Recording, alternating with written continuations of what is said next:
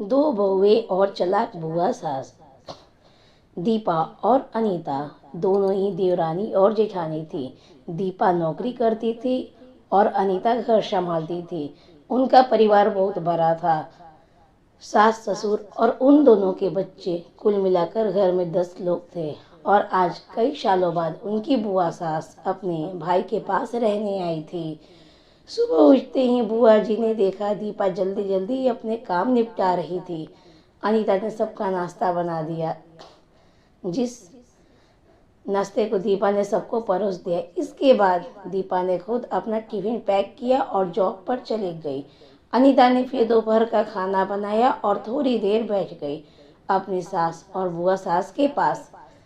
बुआ सास से रहा नहीं गया और अनीता से बोली कि छोटी बहू, तेरी जेठानी दीपा तुझ पे बहुत ही हुक्म चलाती है। सुबह से देख रही हूँ रसोई घर में तू ही लगी हुई है और वो महारानी दिखावा करने के लिए सबको नाश्ता परोस रही थी, जैसे उसी ने बनाया हो। यह सुनते ही अनीता ने अपनी बुआ सास की तरफ देखा और बड़े प्यार से कहा, नहीं, ऐसी कोई बात नहीं है बुआ जी, दीपा बहुत ही अच्छी है। बुआ बोली, तू बहुत भोली है अनीता, पर मैं सब समझती हूँ। इतनी बूढ़ी में ऐसे नहीं हुई है। अनीता से अब रहा नहीं गया और वो बोली कि बुआ जी, आपको दीपा दीदी का बाकी सबको नाश्ता परोसना दिखा, मगर आपको ये नहीं पता कि उन्होंने मुझे डांट कर सबसे पहले नाश्ता करवाया, फिर चाय पिलाई और वो रोज ही मुझे सबसे पहले ही नाश्ता करवा देती है, वरना सबका नाश्ता बनाते बनाते तो मैं नाश्ता ही ना कर पाऊँ। वो मेरा कितना ख्याल रखती हैं। दीदी सुबह उठकर जल्दी मंदिर का साफ सफाई करके फूल सजा कर रख देती है और वो मुझे खुद से 1 घंटा लेट उठने को कहती हैं, क्योंकि मुझे उठते ही नहाकर सीधा रसोई में ही जाना पड़ता है। शाम को ऑफिस से आते वक्त दीदी बाजार से सब्जियां भी लेकर आती है, क्योंकि हमारे हस्बैंड रात को लेट हो जाते हैं और दीपा दीदी ने सासू माँ को बाजार जाने के लिए मना किया है, क्योंकि माँ जी अब 60 साल से ऊपर हो चुकी हैं। कहीं बाजार जाते समय उन्हें तकलीफ ना हो जाए। वैसे भी उन्हें घुटनों की परेशानी है और जब माँ जी को घूमने का मन होता है तो दीपा दीदी चुटकी करके उनको खुद घुमाने ले जाती है। और हाँ बुआ जी, दीपा दीदी और उन्हें घुमाने और हाँ बुआ जी, दीपा दीदी रोज शाम को आकर खाने बनाने में खूब मदद करती है, चाहे वो कितनी भी थकी हुई हो। वो मेरी जेठानी जरूर है, मगर वो मुझे अपनी छोटी बहन ही मानती है और मैं उन्हें बड़ी बहन मानती हूँ। यह सब सुनते ही बुआ चुप हो गई। शायद उसकी चुगली अनीता के आगे फेल हो चुकी थी। शाम को दीपा सब्जी की थैली अनीता को पकड़ाते हुए बोली कि अनीता, सब्जियों के साथ वाले थैले में तुम्हारे फेवरेट लेखक की किताब भी लाई हूँ। यह सुनकर अनीता खुश हो गई और बोली, थैंक यू दीदी। अनीता सब्जी की थैली किचन में रखी और किताब रखने अपने में चली गई। तभी बुआ जी ने दीपा को आवाज दी, बड़ी बहू जरा यहाँ आना। दीपा बोली, जी बुआ जी।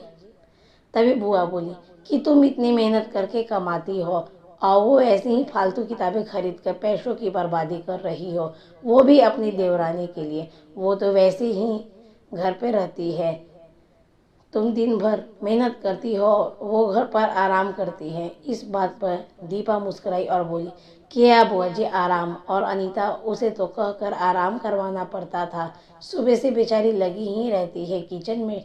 सबके अलग अलग पसंद, मेरे और उसके मिलाकर 4 बच्चों का टिफिन सब वही करती है। फिर भी उसके चेहरे पर हमेशा एक सुंदर सी मुस्कान ही रहती है। सुबह की चाय पीने का भी समय नहीं रहता उसे, और जब दोपहर को बच्चे आते हैं फिर उनका खाना, उनकी पढ़ाई सब वही देखती है।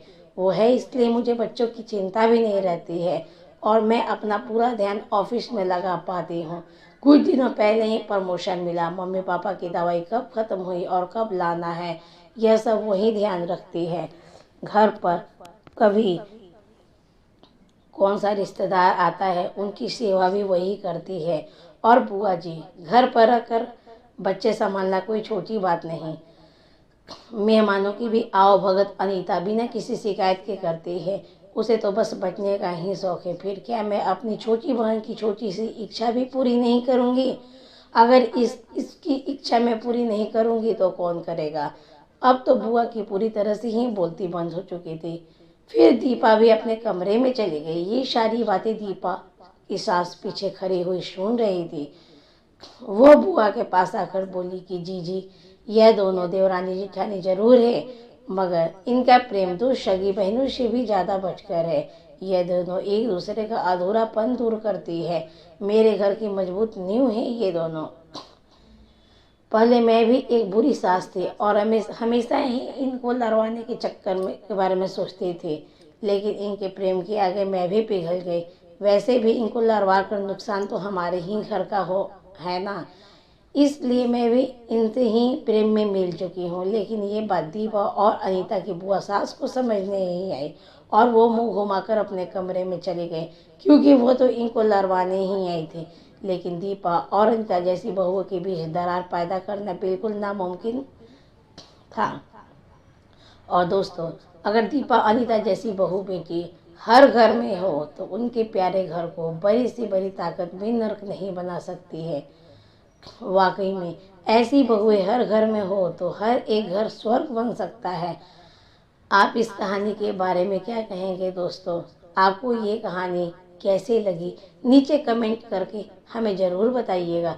अगर आपको ये कहानी पसंद आई हो तो अपने दोस्तों के साथ ज़रूर शेयर करें और ऐसे ही प्यारी कहानी सुनने के लिए हमारे YouTube चैनल से जुड़े।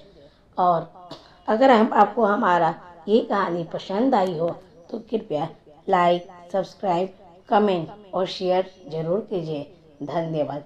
राधे राधे।